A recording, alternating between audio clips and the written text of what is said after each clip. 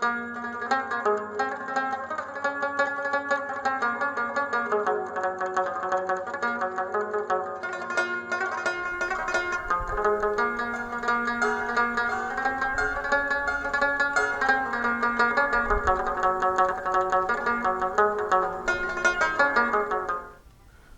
नाजरीन, आपके पसंदीदा प्रोग्राम अदब को लेकर हम हाजिर हैं। मैं हूं आपका मेज़बान डॉक्टर जितेंद्र परवाज़। जैसा कि आप जानते हैं कि हम अपने इस प्रोग्राम के तहत किसी न किसी नए मौजू को लेकर हाजिर होते हैं, और आज हमने जिस मौजू का इंतखाब किया है वो है उर्दू में बच्चों के अदब की रवायत। उर्दू में बच्चों के बारे में क्या क्या लिखा गया है, आज हम इस पर गुफ्तगू करेंगे। बच्चों के बारे में शायरी में भी लिखा गया है और नसर में भी लिखा गया है। मुझे एक शेर याद आता है कि बच्चों के छोटे हाथों को चांद सितारे छूने दो, 4 किताबें पढ़कर ये भी हम जैसे हो जाएंगे। एक शेर मुझे ये भी याद आता है कि कभी जुगनू कभी तितली के पीछे, मेरा बचपन अभी तक भागता है। आपने बचपन में सुना होगा, एक था राजा एक थी रानी, दोनों मर गए ख़त्म कहानी। ये चीज़ें क्या थीं, उर्दू में इसकी क्या रिवायत है, और मौजूदा दौर में और आने वाले वक्त में बच्चों के अदब की क्या अहमियत है, इस पर रोशनी डालने के लिए, इस पर गुफ्तगू करने के लिए हमने अपने स्टूडियो में जिस शख्स को दावत दी है वो इन सब के एक्सपर्ट हैं। मेरी मुराद है डॉक्टर मोहम्मद जमील बराड़ साहब। सालिक जमील बराड़ साहब, आपका हमारे इस प्रोग्राम में खैर मकदम है, इस्तकबाल है, स्वागत है। सालिक जमील बराड़ साहब का तारुफ ये है कि ये एक पंजाब की यूनिवर्सिटी में असिस्टेंट प्रोफेसर के तौर पर अपनी खिदमात अंजाम दे रहे हैं। कई किताबें इनकी मंजर आम पर आ चुकी हैं।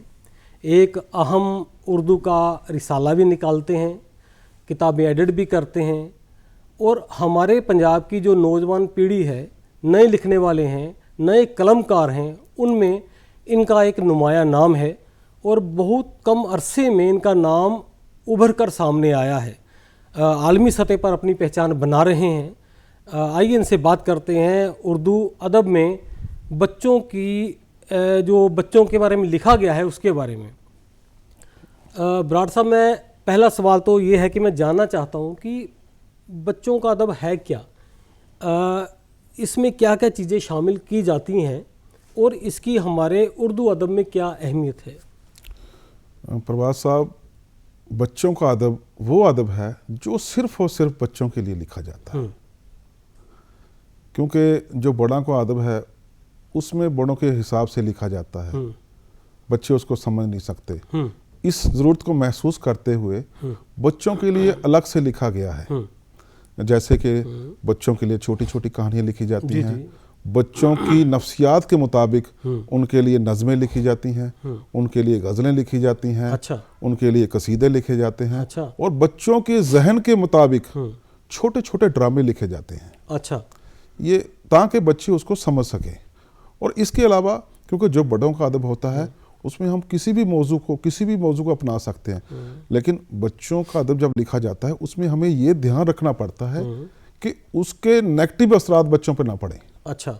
उनकी इस्लाह हो और वो अदब ऐसा हो जो उनको तफरीह भी दे और उनकी इस्लाह भी करे और उनको ज़िंदगी में बेहतर बनने के लिए सबक भी दे। ये बच्चों का अदब है।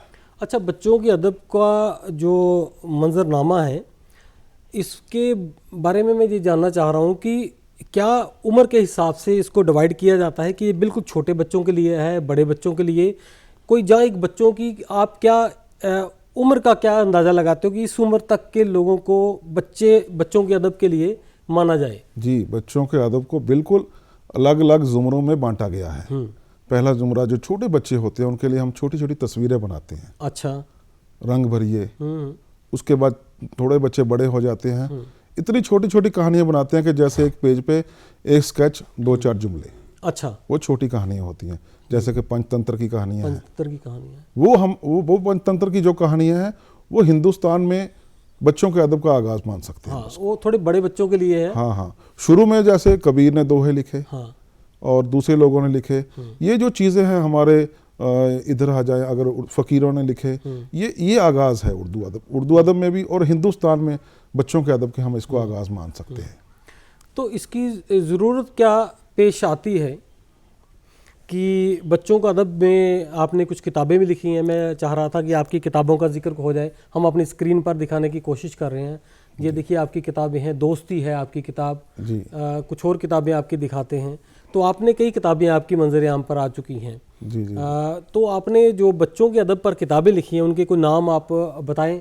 देखो डॉक्टर साहब, मेरी बच्चों की जो बहादुरी का तमगा आपकी किताब हम स्क्रीन पर देखिए दिखा रहे हैं। जी जी जी। आपकी बहादुरी का तमगा ये किताब आपकी है जी। हाँ, बिल्कुल। और इसमें क्या है इन चीज़ों में, इस किताब में क्या लिखा है आपने? डॉक्टर साहब, बहादुरी का तमगा एक मज़ाहिया कहानी है जिसमें एक बुजुर्ग है जो मोटे भी हैं और वो चाहते हैं कि उनका जो वजन कम हो जाए, वो सैर करने के लिए निकलते हैं। और एक स्कूल छोड़ने का अंजाम। हाँ, स्कूल छोड़ने का अंजाम देखिए। ये एक नज़म है और जिसमें ये सबक दिया गया है कि अगर हम स्कूल छोड़ेंगे तो हमें वो गाड़ी ढेला चलाना होगा, मजदूरी करनी होगी। अच्छा। तो ये कहानी, ये जो मेरी नज़म है, इसके दो पस मंज़र हैं। हाँ। मैं एक दिन फेसबुक पे बैठा, तो मैंने ये देखा और उस जो ठेले वाला है उसने पीछे लिख रखा है स्कूल छोड़ने का अंजाम। अच्छा, तो आपने वहाँ से उठाकर एक नज़म, तो आपकी नज़म है, देखिए हम उसको स्क्रीन पर दिखा रहे हैं आपकी किताबों को। जी जी जी। तो आपने जो बच्चों के लिए नज़में लिखी हैं, जी जी जी, और क्या काम किया है आपने बच्चों के लिए? डॉक्टर साहब, बच्चों के लिए मैंने कहानियाँ भी लिखी हैं, नज़में भी लिखी हैं, गज़लें भी लिखी हैं, और जो मैं अपना बड़ा काम मानता हूँ बच्चों के अदब में, मैंने बच्चों के लिए क्रिटिसिज्म लिखी है। अच्छा। और खोज की है, जिसको हम तहकीक कहते हैं उर्दू में, और वो पंजाब के हवाले से है।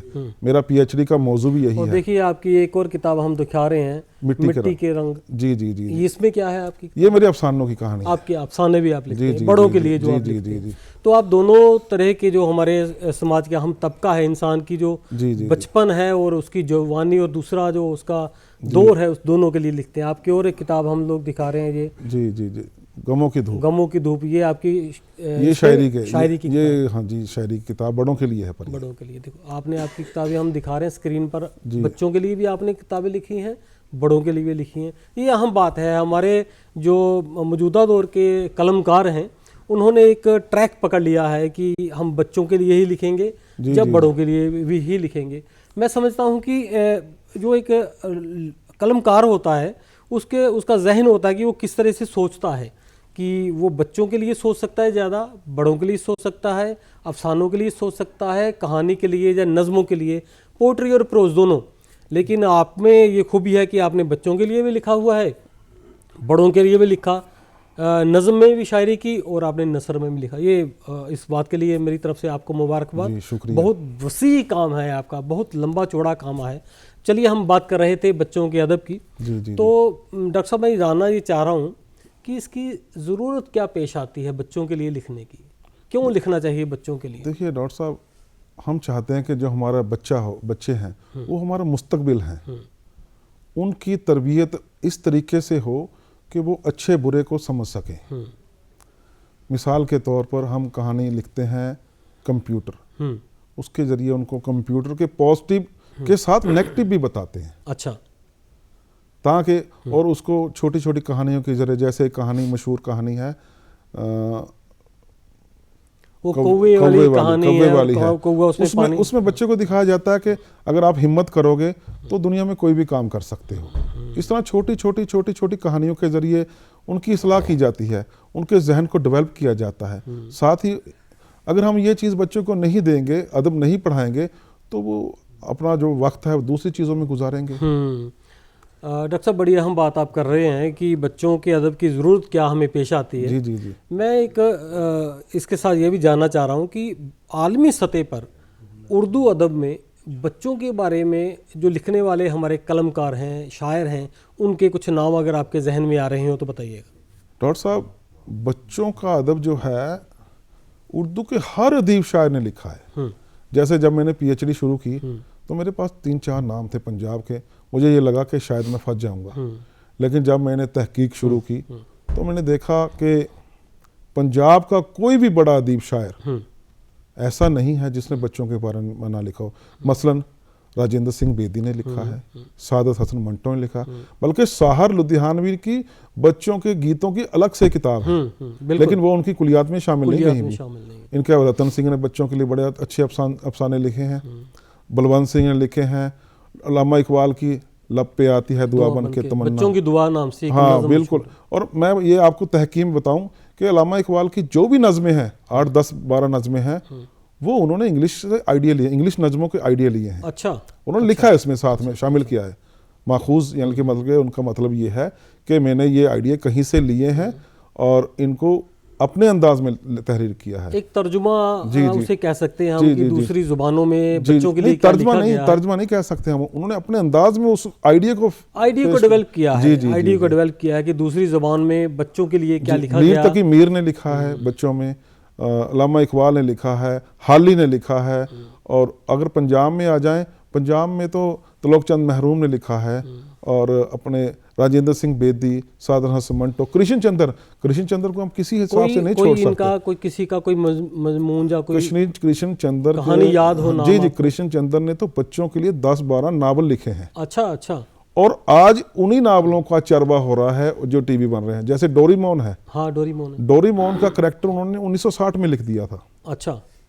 और ये जंगल बुक है जो गुलजार ने बाद में डेवलप की है, वो कृष्ण चंद्र का आइडिया है। अच्छा, उनकी क्या कहानी है? वो जो एक बच्चा है मोगली है, वो जंगल में पैदा होता है, वो हम सब ने वो उर्दू अदब में 1960 में लिखा जा चुका था, और उसको इन लोगों ने बाद में डेवलप कर लिया है। कृष्ण चंद्र ने तो बेशुमार लिखा बच्चों के लिए, कहानियां भी लिखी हैं। तो और उसके अलावा हमारे पास साहर लुधियानवी है, उनके तो आपने देखो गीत बहुत सी फिल्मों में बच्चों के लिए उन्होंने बहुत, लकड़ी की काठी हाँ, का बिल्कुल वो सारी चीजें उनकी लिखी हुई हैं। मारा थोड़ा, लेकिन दौड़ा धूम, क्या खूबसूरत गाना है वो। अलमिया ये है कि ये चीजें सारी मंजर यहाँ पे नहीं आ सकी।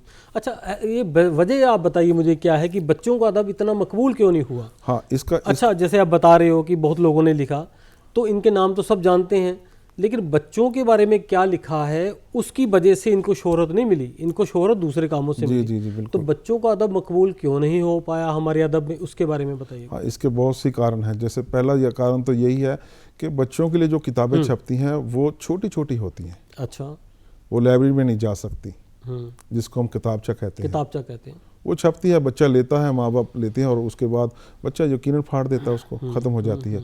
दूसरी बात यह है कि बच्चों का अदब को अदब में भी कोई मकाम नहीं दिया गया, बल्कि तारीख़ उर्दू अदब लिखने वालों ने बच्चों के अदब के लिए कोई खाना नहीं मखसूस किया है। अच्छा, क्योंकि जब हिस्ट्री लिखी जाती है ना, उसमें नसर निगार, शायर, तंज़ो मिज़ाह निगार, तो अदब अतफाल के इनको नहीं शामिल किया गया।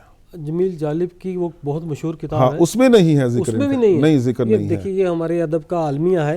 हालांकि मैं तो ये चाहता हूँ कि हमारे जो कलमकार हैं वो इस तरफ तवज्जो दें कि जो बच्चों को अदब जो है, इसे अदब में मकबूलियत भी दिलवाएं। जी कि जो बच्चों के लिए लिख रहे हैं वो उनकी तरबियत कर रहे हैं, वो बच्चा बड़ा होकर एक समाज को रोशनी दिखाएगा और कुछ ऐसा कारनामा कर सकता है जो उसकी तरबियत का हिस्सा रहा होगा, कि वो हमारी जहन को रोशन करे और हमारे समाज को एक नई दिशा में लेके जाए।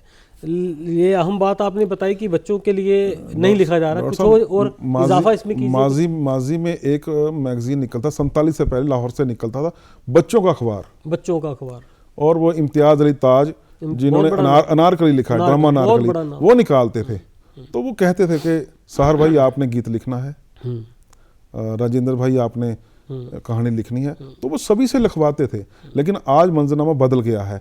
आज बहुत सी तंजीमें ऐसी हैं, जैसे कि दिल्ली उर्दू अकेडमी ने उमंग निकाला है बच्चों के लिए, और उर्दू दुनिया ने, NCPL ने उर्दू दुनिया निकाला है बच्चों के लिए, बच्चों की दुनिया निकाला। आपके लिए बता रहा हूँ, बच्चों की दुनिया की 40,000 कापी सिर्फ महाराष्ट्र में लगती है।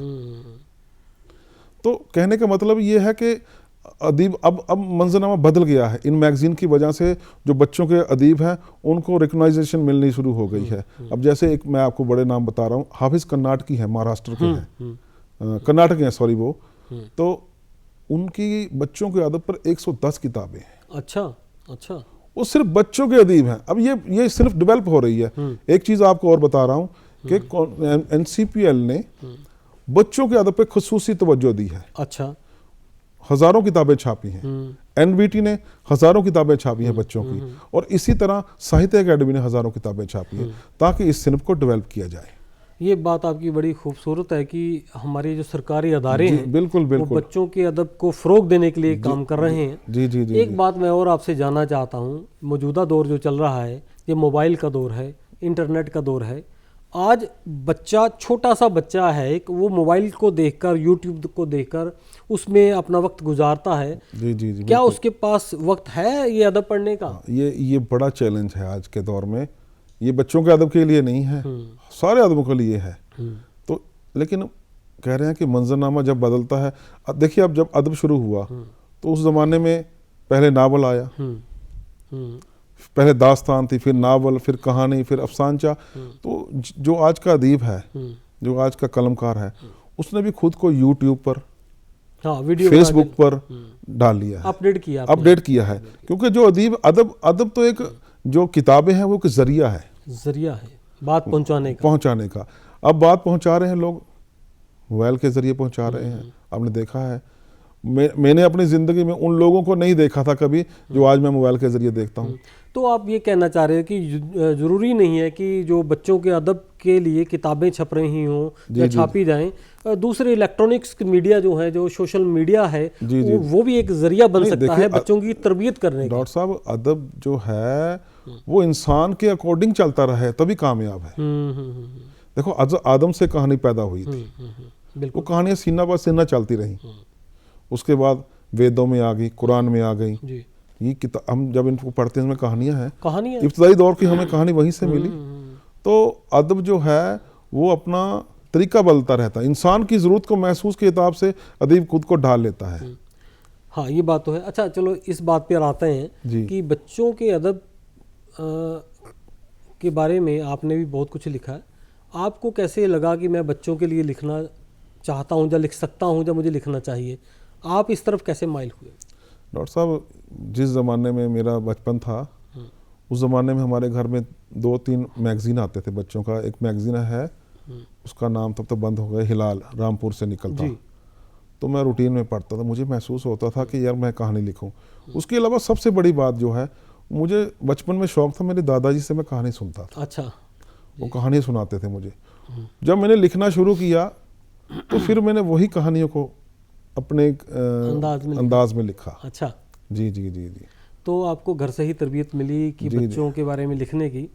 ये नाज़रीन अहम मौका है इस बात को करने का कि आज का जो दौर है हमारा, उसमें जो टेक्नोलॉजी का जो दखल हो गया है, उसमें पढ़ने पढ़ाने का एक जो चलन था, जो रुझान था, वो बहुत कम हुआ। लेकिन जैसे हमारे एक्सपर्ट साहब डॉक्टर जमील बता रहे हैं कि मोबाइल के ज़रिए, यूट्यूब के ज़रिए, फेसबुक और जो दूसरे सोशल नेटवर्क हैं, प्लेटफॉर्म हैं, उन पर लोग आकर अपनी कहानी पढ़ रहे हैं, नज़में पढ़ रहे हैं। तो मसला ये है कि बच्चों की तरबियत हो। अच्छा, अगर यूट्यूब पर बच्चे देख रहे हैं, देख तो वही रहे हैं जो उनके काम का है। बिल्कुल बिल्कुल। वो बड़ों की चीज़ें तो नहीं देख रहे हैं ना उसमें। नहीं डॉक्टर साहब, मैं एक बात आपको बहुत ज़रूरी बताता हूँ, क्योंकि मैंने बच्चों की नफ्सियात पे, साइकोलॉजी पे भी काम किया है इसमें। अच्छा। मेरा एक टॉपिक PhD में ये भी है कि बच्चों की नफ्सियात पे भी काम किया है।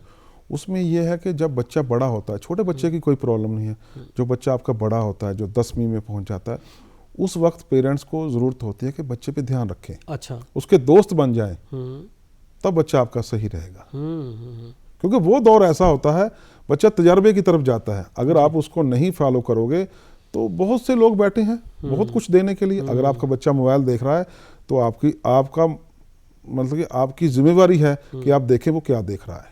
ये दौर है कि आपको अपने दोस्तों को छोड़ के, बच्चों की निगरानी, अपने मसले छोड़ के, अपने शौक छोड़ के बच्चों पे ध्यान देना, अदरवाइज बच्चे आपके किसी तरफ निकल सकते हैं। हाँ, क्योंकि ये जो टेक्नोलॉजी का दौर है, ये जो मसला है बच्चों के अदब में मैंने महसूस किया है, ये बच्चे की नफ्सियात है। वो जो बच्चा है ना, वो 16-18 साल में हो जाता है, वो नई उसकी जिस्म में भी चेंजेस हैं, समाज में भी चेंजेस हैं, वो घर से बाहर निकल रहा है। तो वो दौर होता है, पेरेंट्स को उस पर बहुत ध्यान देना पड़ता है। मुझे एक शेर याद आ रहा है कि बड़ा मशहूर शेर है, मेरे दिल के किसी कोने में एक मासूम सा बच्चा, मेरे दिल के किसी कोने में एक मासूम सा बच्चा बड़ों की देखकर दुनिया बड़ा होने से डरता है। क्या बात है तो डॉक्टर ये साहब। अलमिया है जी जी जी, कि बच्चे देखते हैं कि बड़ों की दुनिया में हो क्या रहा है, बिल्कुल बिल्कुल तो उन पर इसका असर पड़ता है डॉक्टर साहब? बिल्कुल बिल्कुल पड़ता है। फॉर एग्जांपल आप हैं, आप घर में अगर फ़ोन पे बात कर रहे हैं, बच्चा आपको फॉलो करता है कि आप क्या कर रहे हैं। तो आपको इस तरह की चीज़ें नहीं करनी है। बच्चा जो असल में बच्चा कोरा कागज़ है, इसलिए बच्चों का अदब लिखा जाता है कि उनको अच्छी चीज़ें सिखाई जाएं ताकि उस पर अच्छी चीज़ें रकम हो और उसकी जो बुनियाद है वो मजबूत हो। अच्छा, एक चीज़ मैं और भी देख रहा हूँ इन दिनों में कि जो इंटरनेट के ज़रिए बच्चों तक अदब पहुँच रहा है, चाहे वो वीडियो की शक्ल में हो, जी जी जी, उसमें यह है कि हमारी जो हिंदुस्तानी रिवायात थी, भारतीय परंपरा थी, हमारी जो जैसे पंचतंत्र की कहानियाँ आपने जिक्र किया पहले भी, वो चीज़ें नहीं पहुँच रही।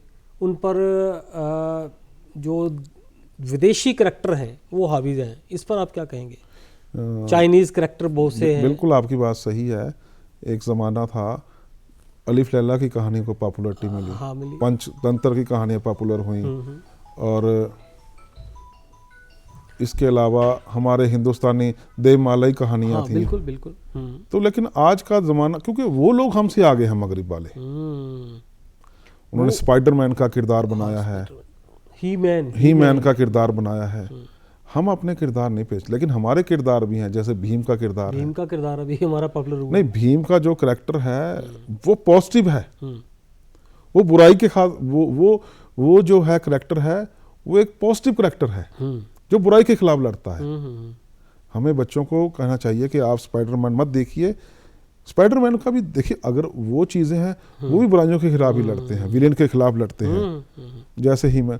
लेकिन जो हमारा भीम है वो हिंदुस्तानी कल्चर से जुड़ा हुआ है। और एक दूसरा है मोटू पतलू। हाँ, मोटू पतलू बहुत मशहूर हुए हैं, क्योंकि देखिए अदब का एक जरिया है। हमने बच्चे को दवाई की तरह, देखो बच्चा स्कूल में पढ़ता है, उसमें भी उसको सबको मौज कहानी पढ़ा रहे हैं कि तुमने ऐसे करना है, वो बच्चा उससे उब जाता है, उब जाता है। हमने बच्चे को ये अदब फाल की जरूरत है कि आपने ऐसा अदब लिखना है जिसमें बच्चे को तफरीह भी महसूस हो, तफरीह उसका मन लगा रहे। उसका जो कृष्ण चंद्र के नावल हैं वो सारे तफरीह हैं, तफरीह है, एंजॉय वो करे उस चीज़ को। देखो उस आदमी ने ये जो टार्जन का करैक्टर है, टार्जन का। अच्छा डॉक्टर साहब, एक मैं हम सवाल ये पूछना चाह रहा हूँ, बच्चों के अदब पर जो लोग लिख रहे हैं, इस अदब का मुस्तकबिल क्या है? देखिए डॉक्टर साहब, मैंने जो महसूस किया है आज के ज़माने में माजी के मुकाबले में आज बच्चों का अदब का मुस्तकबिल रोशन है। मिसाल के तौर पर साहित्य अकेडमी ने बच्चों के अदब पर एक अवार्ड रखा है। अच्छा। हर साल एक अदीब को अवार्ड दिया जाता है, तो उससे आदमी की हौसला अफजाई होती लिखने है। वाले जो हैं उनकी और उसके अलावा अलग अलग मैगजीन निकाले हैं, लोगों को प्रोजेक्ट दिए जाते हैं कि आपने बच्चों के अदब पे ये काम कीजिए, ये काम कीजिए। खुसूसी तौर पे कौमी कौंसिल NCPL का है कि आप बड़ों का प्रोजेक्ट मांगे, आपको शायद ना दिया जाए। अच्छा। आपको खुसूसी तौर पे कहा जाता है कि बच्चों के लिए लिखिए, बच्चों के लिए लिखिए। देखिए हमारी सरकारें, जो हमारे अकेडमीज़ हैं और जो दूसरे अदारे हैं इस तरह के, वो भी चाहते हैं कि बच्चों के अदब को फ़रोग मिले। और जैसे डॉक्टर साहब अभी बता रहे थे कि बच्चों के अदब पर बहुत से अवार्ड भी जो है अनाउंस हुए हैं और बहुत से अवार्ड दिए भी जाते हैं। डॉक्टर साहब, आपने बहुत अहम गुफ्तगू की और बहुत ही अच्छी जानकारी हमारे नाजरीन तक पहुंचाई। आप हमारे स्टूडियो में आए, आपका बहुत बहुत शुक्रिया। नाजरीन, आइंदा फिर किसी नए मौजू को लेकर आपके सामने पेश होंगे, तब तक के लिए इजाज़त दीजिए। आदाब।